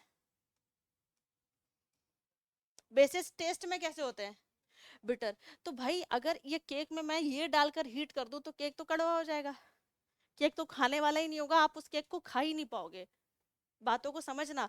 अगर मैंने इस बेकिंग सोडा को केक में ऐड कर दिया तो CO2 तो बन गया, अच्छी बात है, वो तो मेरे केक को स्पंजी बना देगा, फ्लफी बना देगा, अच्छा लगेगा केक खाने, केक टच करने में। लेकिन जैसे ही मुंह में डालूंगी ना तो केक बिल्कुल कड़वा लगेगा, because of this sodium carbonate, क्योंकि ये बेसिक सॉल्ट है, मुझे मीठा लगेगा ही नहीं। यानी एक बात बताओ, तुम लोग को नहीं लगता कि मुझे इस बेसिक को न्यूट्रलाइज करना चाहिए, इस बेसिसिटी को न्यूट्रलाइज करूंगी तभी तो ना एसिड, केक ना एसिड लगना चाहिए ना बेसिक लगना चाहिए, केक तो नॉर्मल होना चाहिए भाई, जैसा न्यूट्रल टेस्ट होता है। मीठा, जो चीज हम वनीला एसेंस वगैरह डालेंगे तो उसका मीठापन आना चाहिए, ना एसिड का खट्टा आना चाहिए, ना बेसिक का कड़वापन आना चाहिए। यानी कहीं ना कहीं मुझे इस बेकिंग सोडा को क्या करना है, न्यूट्रलाइज करना है। तो बेकिंग सोडा को न्यूट्रलाइज करना है, ये है तो base, baking soda is a base, क्योंकि पेट में जो एसिडिटी हो रही है उसको न्यूट्रलाइज कर रहा है। यानी बेकिंग सोडा नेचर में है बेस, तो मुझे क्या चाहिए न्यूट्रलाइज करने के लिए, एसिड। तो बेकिंग सोडा को न्यूट्रलाइज करने के लिए हम बच्चा लोग इसमें ऐड करते हैं एसिड, ठीक है। इसमें ऐड करते हैं कोई भी खाने वाला एसिड, ध्यान से सुनना, ये नहीं कि HCl और H2SO4 ऐड कर दिया केक के अंदर, कोई भी खाने वाला एसिड, कोई भी ऑर्गेनिक एसिड, H+ लिख दिया यानी एसिड। तो मोस्टली जो एसिड हम यूज करते हैं बनाने में, तो उसको जो एसिड यूज किया जाता है वो एसिड होता है आपका, आपकी एनसीईआरटी तो एक एसिड का नाम लिखती है, मैं भी भाई उसी का नाम लिखती हूँ जो एसिड यूज कर रहे हैं, that is tartaric acid, that is tartaric acid, या सिट्रिक एसिड भी कर सकते हैं, कोई दिक्कत की बात नहीं है, या सिट्रिक एसिड भी हम यूज कर सकते हैं, ठीक है। अब मेरी बात ध्यान से सुनना, जैसे ही मैंने बेकिंग सोडा में खाने वाला कोई भी एसिड यूज कर दिया, अब वो बेकिंग सोडा नहीं रहा, अब वो चेंज हो गया है एक नए कंपाउंड में, जो आपने बहुत बार अपने घर में सुना होगा, और शायद आपको भी कभी कभी अगर थोड़ा बहुत इंटरेस्ट हो कुकिंग में तो बार बार दिमाग में आता होगा कि ये क्या अंतर है दो चीजों में। जैसे ही मैंने बेकिंग सोडा में खाने वाला एसिड यूज किया, अब ये बेकिंग सोडा नहीं रहा, अब ये कन्वर्ट हो चुका है इनटू बेकिंग पाउडर। यानी बच्चा लोग, जो हम केक में यूज कर रहे हैं वो बेकिंग सोडा नहीं है, वो बेकिंग पाउडर है, बिकॉज बेकिंग पाउडर अब नेचर में कैसा है, अब वो न्यूट्रलाइज हो चुका है। यानी अब इस बेकिंग पाउडर को मैं हीट करूंगी तो अब ये टेस्ट ना मुझे खट्टा आएगा, ना मुझे तीखा आएगा, ना मुझे कड़वा आएगा, और इसके साथ ही साथ जो CO2 गैस निकलेगी वो मेरे केक को स्पंजी और फ्लफी बना देगी।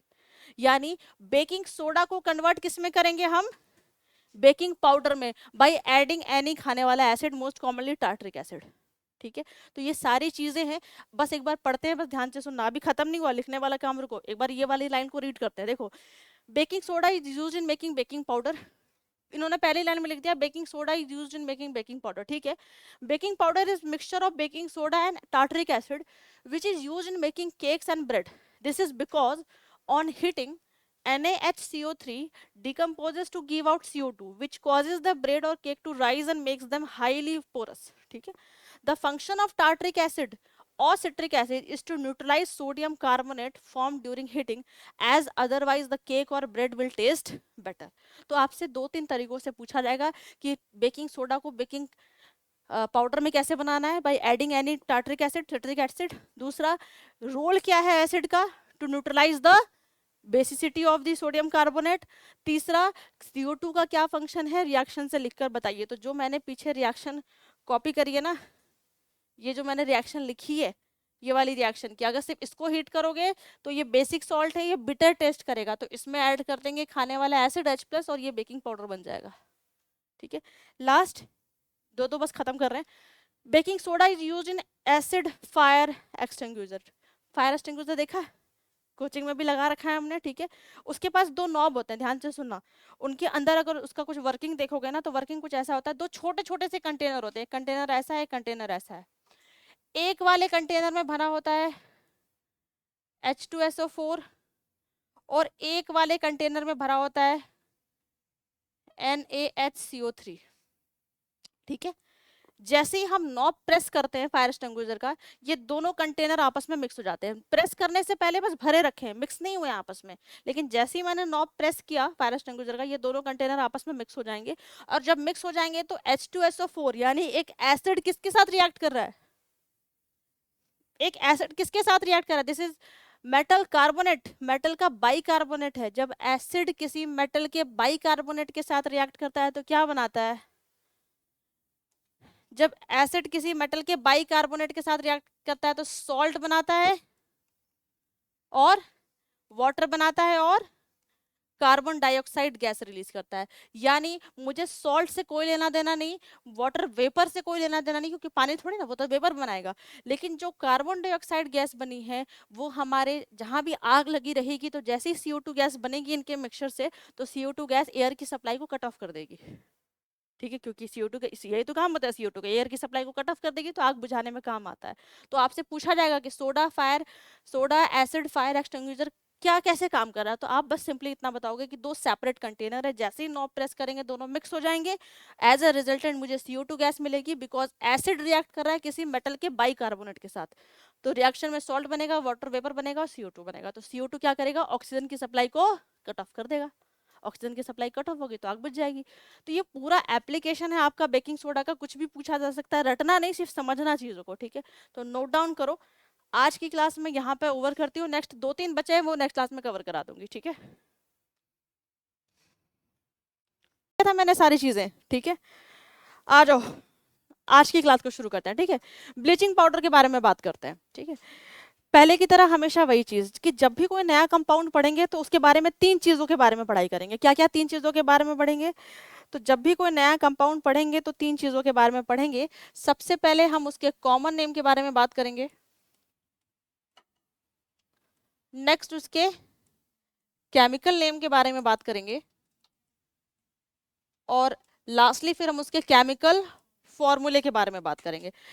देखने में पता क्या लगता है कि मैम ये चीज़ें इंपॉर्टेंट नहीं है, लेकिन सच बताऊं ये चीज़ें बहुत इंपॉर्टेंट है, क्योंकि जब आप क्वेश्चंस करोगे ना सब्जेक्टिव, तो ये सारी चीज़ें आपको पता होनी चाहिए. किसी भी कंपाउंड के केमिकल नेम, कॉमन नेम और उसका फॉर्मूला ज़रूर पता होना चाहिए. मैं एक पल को ये भी बोलती हूँ कि मान लेते हैं कि प्रिपरेशन भूल भी जाते हो, कुछ गलत हो जाता है, लेकिन ये 3 चीज़ तो बेसिक है किसी भी कंपाउंड के लिए. ठीक है, तो कॉमन नेम के बारे में बात करते हैं. कॉमन नेम आपके सामने ही लिखा है कि भाई normal day to day language में तुमने अपने घर पे भी सुना होगा बहुत बार घर से कि ए भाई जा रहा है तो ब्लीचिंग पाउडर लेते आना. घर में भी हम यही बात बोलते हैं कि ब्लीचिंग पाउडर ले आना भाई, साफ सफाई करनी है. जरूर ये वर्ड कहीं ना कहीं जरूर सुना होगा.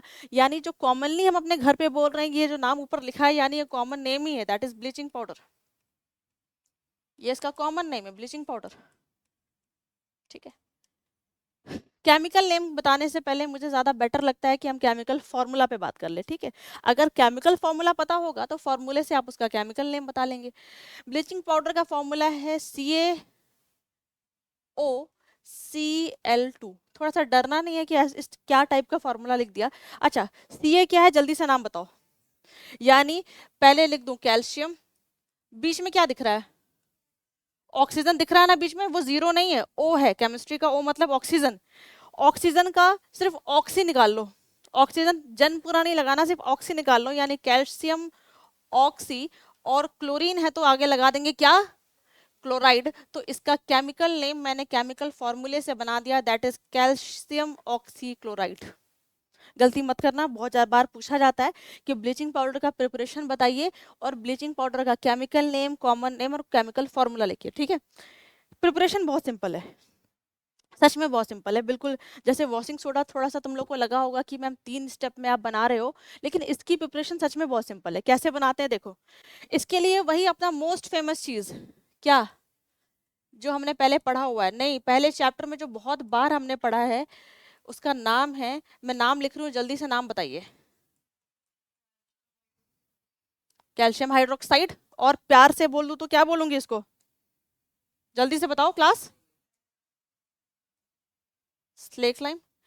आपको इसकी प्रिपरेशन के लिए चाहिए स्लेक लाइम, बिल्कुल वैसे ही जैसे इससे पहले वाले सारे कंपाउंड के लिए क्या ले रहे थे हम, ब्राइन सोल्यूशन ले रहे थे। ब्राइन सोल्यूशन मतलब नमक का पानी, सैचुरेटेड NaCl प्लस H2O, यानी इसके प्रिपरेशन के लिए सिर्फ तुम्हें ये चाहिए, और साथ ही साथ क्लोरीन गैस पास करा दो, यानी स्लेक लाइम से क्या पास करा दो, क्लोरीन गैस पास करा दो, बन जाएगा तुम्हारा bleaching powder, that is calcium oxychloride. बन गया, ये जो बना तुम्हारा, दिस इज ब्लीचिंग पाउडर, बन के तैयार है, ठीक है। तो एक स्टेप में इसकी प्रिपरेशन है, कुछ नहीं, सिर्फ एक स्टेप में इसकी प्रिपरेशन है, याद रखना है, क्योंकि कभी कभी आपसे ये डायरेक्ट नहीं पूछेगा, कभी कभी आपसे दे देगा कि कोई कंपाउंड एक्स है और ये स्लेक लाइम है, अगर इस स्लेक लाइम से CO2 को पास कराएंगे तो क्या हो जाता है, मिल्की, पढ़ा है ना ये स्लेक लाइम से। तो कभी कभी जरूरी नहीं है कि आपको डायरेक्ट पूछेगा, हो सकता है आइडेंटिफाई करने को बोल देगा कंपाउंड को, तो सारी चीजें एक बार याद रखना, क्योंकि ये पहली बार यहीं थोड़ी ना पढ़ रहे हैं, इससे पहले हमने कितनी बार इस कंपाउंड का जिक्र किया हुआ है चैप्टर में, ठीक है। तो प्रिपरेशन याद रखना है। लास्टली यूजेस के, अभी लिखना छोड़ो, 2 मिनट होल्ड करो, जब पढ़ा रहे हो तो समझा रहे हो तो लिखना नहीं होता, सिर्फ सुनना होता है चीजों को। यूजेस की बात करूं, यूजेस भी पूछा जाता है, लेकिन इतना कॉमनली नहीं पूछा जाता है ब्लीचिंग पाउडर का, ठीक है। तुम खुद बताओ, मैंने जैसे क्लास शुरू होने से पहले भी, जैसे ही मैंने ब्लीचिंग पाउडर पढ़ाना शुरू किया, तब भी मैंने आपसे बोला कि आपने अपने घर में सुना होगा कि ब्लीचिंग पाउडर ले आओ भाई, साफ सफाई करनी है, यानी किस लिए यूज कर रहे हैं, कुछ क्लीनिंग पर्पस के लिए कर रहे हैं। मेनली ब्लीचिंग पाउडर का यूज करते हैं हम डिसइंफेक्टेंट की तरह, मतलब किसी भी माइक्रो ऑर्गेनिजम्स को मारने वगैरह के लिए यूज किया जाता है, ठीक है। पानी में कोई गंदगी है तो ब्लीचिंग पाउडर डाल देते हैं लोग, कॉमनली जब स्विमिंग पूल में नहाते हैं तो स्विमिंग पूल की साफ सफाई के लिए डाल देते हैं, कि किसी भी तरीके की माइक्रो ऑर्गेनिज्म ना रहे, तो डिसइंफेक्टेंट की तरह यूज कर रहे हैं। कभी कभी सवाल भी आपको ऐसा मिलेगा कि compound X which is use as a disinfecting, तो जब भी आपको डिसइंफेक्टिंग वर्ड मिले ना, तो आपको अपने दिमाग पे जोर डालना है, यानी बातें किसकी हो रही है वहां पर, ब्लीचिंग पाउडर की बातें हो रही है। बाकी ब्लीचिंग नाम भी है ब्लीच, ब्लीचिंग का मतलब होता है, ये हम कपड़ों की फैक्ट्री में हम इसका यूज करते हैं, किसी भी कलर्ड कपड़ों से कलर को उड़ाने के लिए, मतलब ब्लीच करने के लिए, कलर गायब करने का काम करता है ये, ठीक है। जैसे मान लो जितने भी कलरफुल कपड़े पहने आप, अगर उसमें ब्लीचिंग पाउडर डालोगे लॉन्ड्री वगैरह में, तो ये कलर को गायब करने का काम करता है, ठीक है। तो कुछ मेनली 2 चीजें आपको बस याद रखनी है, जो मैंने आपको 2 लाइन बताई, एक तो ये डिसइंफेक्टिंग की तरह यहाँ भी लिखा हुआ है, दूसरा कपड़ों की लॉन्ड्री में इसको ब्लीचिंग एजेंट की तरह काम करते हैं, मतलब कलर को गायब करने के लिए भी काम करते हैं इसका, ठीक है। तो कुछ इसके यूजेस है, पहले मैं सारा करवा दूंगी, लिखवाने का पार्ट बाद में करेंगे। तो ब्लीचिंग पाउडर में आपको बस 2 चीजें याद रखनी है, इसकी प्रिपरेशन याद रखनी है, और इसके यूजेस में डिसइंफेक्टेंट वाला जरूर याद रखना है, ये ज्यादा पूछा जाता है, ठीक है। नेक्स्ट आ जाओ, लास्ट कंपाउंड जो हमें पढ़ना है, that is plaster of Paris, ठीक है। फिर वही चीज, जब भी कोई नया कंपाउंड पढ़ेंगे तो 3 चीजों के बारे में डिस्कस करेंगे, कॉमन नेम,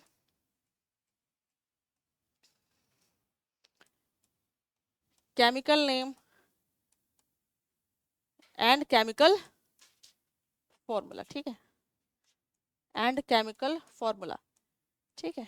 जो ऊपर आपको लिखा हुआ है ना बेटा, ये कॉमन नेम ही है, प्लास्टर ऑफ पेरिस, जरूर सुना होगा, घर में कहते हैं पीओपी, पीओपी का काम चल रहा है भाई, पीओपी लेकर आना, जाओ मार्केट जाओ पीओपी लेकर आओ। प्लास्टर ऑफ पेरिस नाम इसलिए पड़ा क्योंकि पहली बार ये सॉल्ट पेरिस में मिला था, इसलिए इसका नाम प्लास्टर ऑफ पेरिस पड़ा, ठीक है। तो कॉमन नेम कुछ नहीं, कॉमन नेम जो आपके सामने लिखा है, that is plaster of Paris, ये इसका कॉमन नेम है, plaster of Paris. Chemical name बताने से पहले क्या बताऊंगी, केमिकल फॉर्मूला, ठीक है। तुम खुद मुझे केमिकल नेम बताओगे,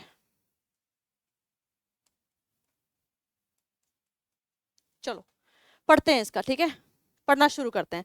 केमिकल फॉर्मूला बताइए, ये क्या लिखा हुआ है, लिख दो भाई, कैल्शियम सल्फेट, ठीक है। अब थोड़ा सा कंफ्यूजन तो नहीं होनी चाहिए क्योंकि हमने वॉशिंग सोडा पढ़ लिया है। कितने वाटर के मॉलिक्यूल्स दिख रहे हैं आपको? हाफ। जब वॉशिंग सोडा में 10 लगा था तो नाम क्या पड़ गया था? Sodium carbonate decahydrate. अगर आधा है तो नाम क्या लिख दूं? हेमी लिख दूं, यानी कैल्शियम सल्फेट हेमीहाइड्रेट।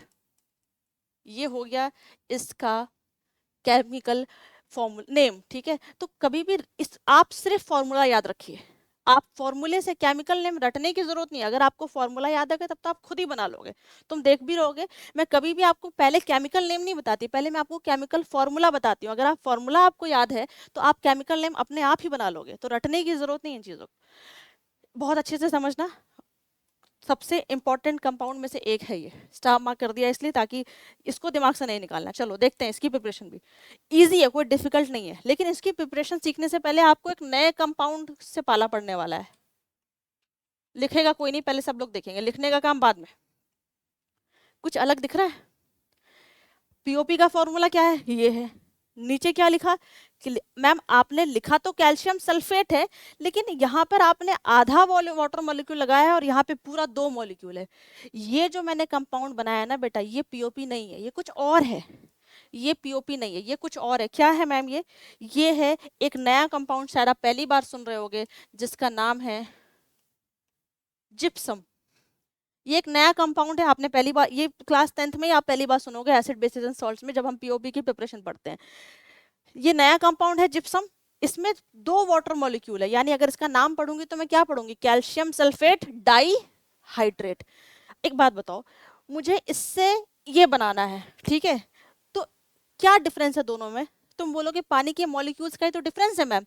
अगर मैं इसको हीट कर दूं, अगर मैं इस जिप्सम को हीट कर दूं, हीट कर रही हूं 373 केल्विन पर सेल्सियस में बोलूं तो 100 डिग्री सेल्सियस पे इसको हीट करो, ठीक है। हीट करोगे तो क्या होगा? हीट करोगे तो मैम इसमें से पानी का मॉलिक्यूल्स इवापोरेट होना शुरू हो जाएगा, यानी कैल्शियम सल्फेट हाफ पानी का मॉलिक्यूल्स यहाँ आ गया और 1.5 पानी का मॉलिक्यूल्स बाहर निकल गया, यानी ये जो बना यही आपका पीओपी बना। यानी कुछ नहीं, आपको जिप्सम को सिंपली हीट कर देना है, हाफ पानी का मॉलिक्यूल यहाँ निकल जाएगा, ये जैसे ही निकलेगा आपका पीओपी बन जाएगा और 1.5 पानी का मॉलिक्यूल अलग हो गया, ठीक है। तो बन गया आपका पीओपी। अब आपने पीओपी का यूज सुना होगा, जरूर सुना होगा, जैसे कभी किसी का हाथ फ्रैक्चर वगैरह हो जाता है तो फ्रैक्चर सेटल करने के लिए यूज करता है। देखा है कास्ट लगा होता है लोगों की व्हाइट कलर का, यानी इसे डॉक्टर यूज करते हैं फ्रैक्चर को सेटल करने में, ठीक है, उसकी कास्ट लगाते हैं पीओपी की। घरों में फॉल सीलिंग देखी होगी, पीओ की जितने भी, अपने आप घर जाना, अपने रूफ को देखना, जितने भी अलग अलग टाइप के डिजाइन आपको देखने को मिलते हैं ना फॉल सीलिंग पे, वो सब पीओपी की वजह से बनते हैं। जितने भी टॉयज हैं, जितने भी डेकोरेटिव आइटम्स हैं, ये सब पीओपी की वजह से बनते हैं। मतलब काम का सामान क्या है हमारे लिए? पीओपी। अब एक बात बताओ, अगर मैं इस पीओपी को, ध्यान से सुनना, अगर मैं इस पीओपी को किसी मॉइस्चर वाले कंटेनर में रख दूं, अगर इस पीओपी को किसी मॉइस्चर वाले कंटेनर में रख दूं तो क्या होगा? सोच के बताओ। अगर इस पीओपी को किसी मॉइस्चर वाले कंटेनर में रख दे तो क्या होना चाहिए? वो खुद देखो, मैंने हीट किया तो पानी उड़ गया, लेकिन अगर उसमें फिर से मॉइस्चर वाले कंटेनर में रखूंगी तो पानी फिर से तो मिल जाएगा उसको, यानी जैसे ही उसको पानी मिलेगा वो फिर से किस में चेंज हो जाएगा? लेकिन ये जिप्सम हमारे किसी काम का नहीं, क्योंकि ये बहुत हार्ड मास है, इसका हम यूज नहीं कर सकते फ्रैक्चर सेटल करने में या फॉल सीलिंग वगैरह बनाने में। यानी कभी कभी आपसे पूछा जाता है कि why POP is store in A moisture proof container, क्योंकि अगर पीओपी को मॉइस्चर वाले कंटेनर में रख देंगे तो आप इक्वेशन फिर से लिखोगे ऐसा कि अगर पीओपी को मॉइस्चर वाले कंटेनर में रख देंगे तो वो फिर से 1.5 वाटर मॉलिक्यूल के साथ कंबाइन होके फिर से बना लेगा जिप्सम, और ये जिप्सम मेरे किसी काम का नहीं है, ये हार्ड मास है, इसका मैं यूज नहीं कर सकती। ये जिप्सम, ये हार्ड मास है, इसका मैं यूज नहीं कर सकती। तो आपसे इस तरीके के सवाल पूछे जा सकते हैं कि जिप्सम से पीओपी बनाओ। फिर उल्टा भी पूछा जा सकता है कि अगर पीओपी में पानी ऐड कर दोगे या मॉइस्चर वाले कंटेनर में रखोगे तो क्या लिखना है? तो सिर्फ स्टेटमेंट लिख के नहीं आना है कि पीओपी में पानी ऐड कर देंगे तो वो जिप्सम बन जाएगा, नहीं, उसको प्रूफ करना है। हम केमिस्ट्री पढ़ रहे हैं तो प्रूफ किससे करेंगे? रिएक्शन लिख के प्रूव करेंगे। तो ये इंपॉर्टेंट वाला पार्ट है, थोड़ा देखने वाला है कि दोनों ही रिएक्शन अपने में बहुत इंपॉर्टेंट है, ठीक है। वही बात है, इसके यूजेस बहुत पूछे जाते हैं हर साल बोर्ड में, कहीं ना कहीं इसके यूजेस जरूर पूछे गए हैं कि पीओपी की रिएक्शन बताओ, प्रिपरेशन बताओ और इसके दो यूजेस बताओ। तो दो यूजेस में जो आपको याद रहे, डॉक्टर्स यूज करते हैं फ्रैक्चर सेटल करने में, फॉल्स सीलिंग बनाने में, टॉयज बनाने में, डेकोरेटिव आइटम्स बनाने में। जो मैंने यहाँ पे लिख रखा है देखो, फ्रैक्चर सेटल करने में, डेकोरेटिव आइटम्स बनाने में, सरफेस स्मूथ करने में दीवार पे, इन सारे चीजों में पीओपी का हम यूज करते हैं, ठीक है। तो कुछ चीजें आपको याद रखनी है, मेनली ये इंपॉर्टेंट, अभी सारा लिखवाएंगे, थोड़ा सा वेट करो। लास्ट एक टॉपिक और है, that is water of crystallization. तो ये भी पढ़ लेते हैं एक साथ, तो फिर चैप्टर ही वाइंड अप हो जाएगा हमारा। वाटर ऑफ क्रिस्टलाइजेशन को समझने से पहले कुछ सॉल्ट के नेम लिखते हैं, आ जाओ पहले साइड में यहाँ लिखते हैं। कुछ है नहीं इस टॉपिक में, डोंट वरी, बड़ा सिंपल है ये भी।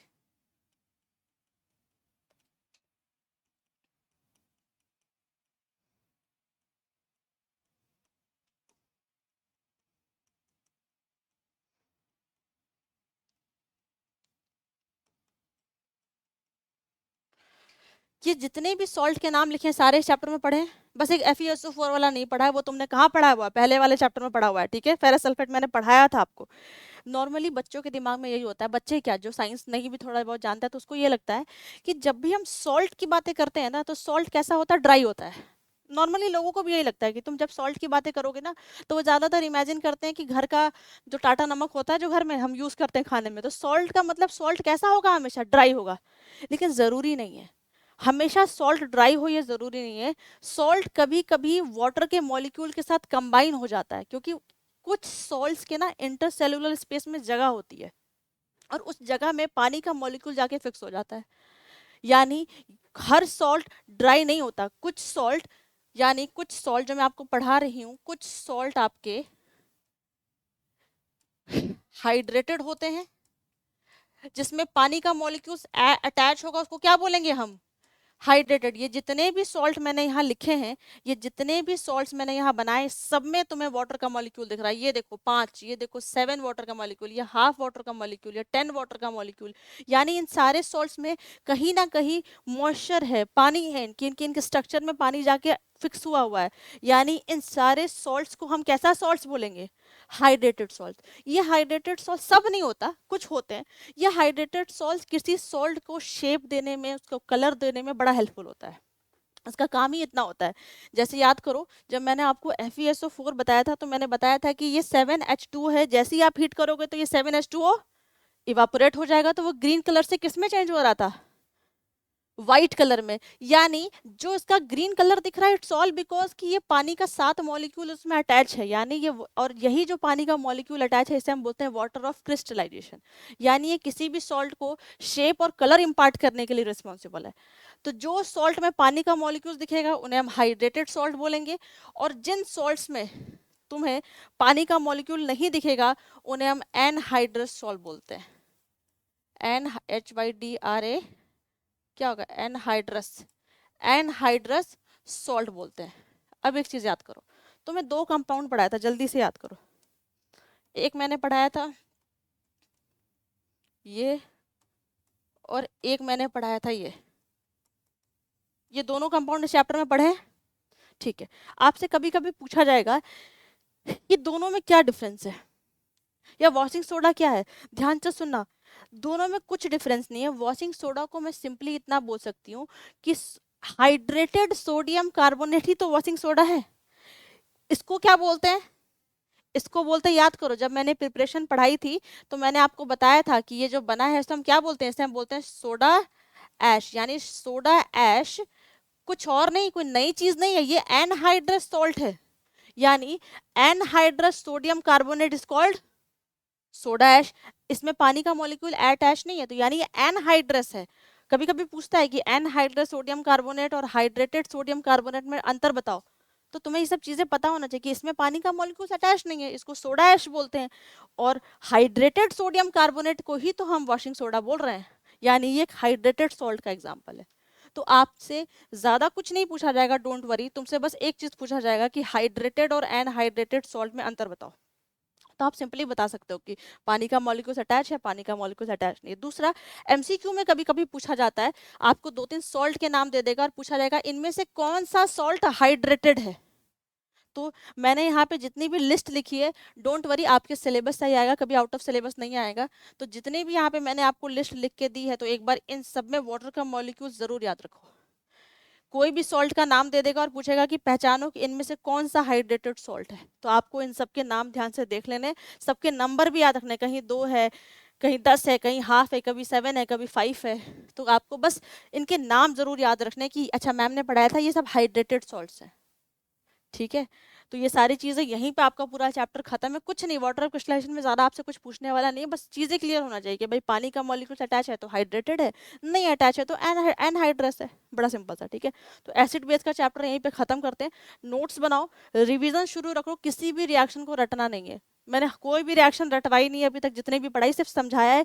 लेकिन हाँ, केमिकल फॉर्मूला तो बेटा रटना पड़ेगा।